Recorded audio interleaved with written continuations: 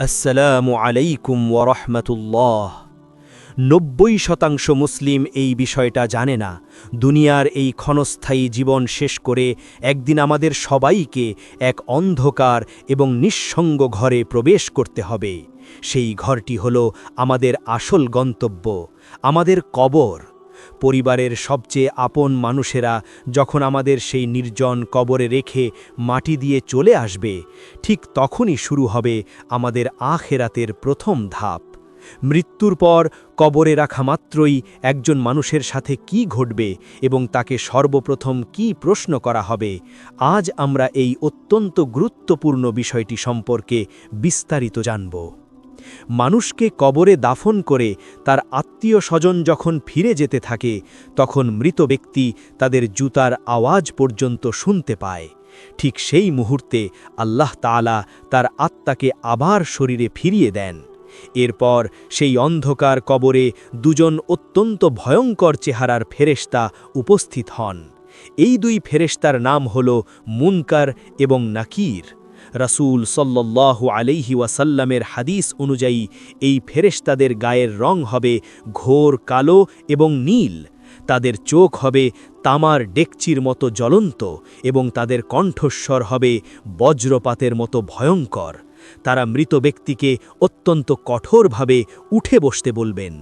পাপিষ্ঠ এবং অবিশ্বাসী মানুষেরা তাদের এই ভয়ঙ্কর রূপ দেখে আতঙ্কে দিশেহারা হয়ে যাবে।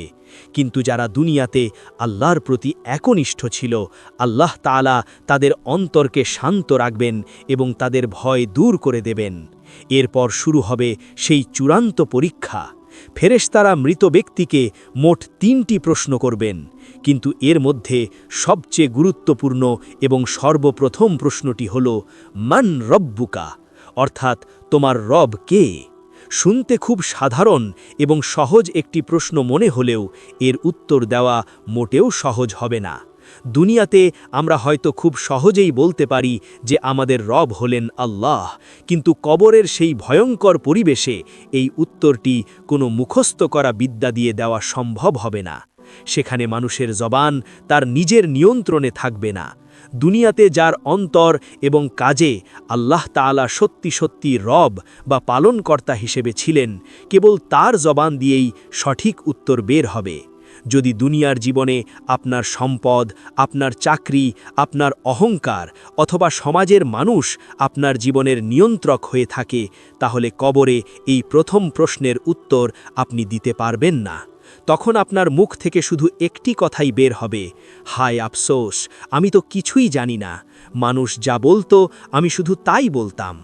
আর যে ব্যক্তি দুনিয়াতে সব পরিস্থিতিতে আল্লাহকে নিজের একমাত্র রব হিসেবে মেনে নিয়েছে, সুখের সময় আল্লাহর শুকরিয়া আদায় করেছে এবং বিপদের সময় একনিষ্ঠ চিত্তে আল্লাহর উপর ভরসা করেছে, তার মুখ থেকে স্বতঃস্ফূর্তভাবে একটিই উত্তর বের হবে।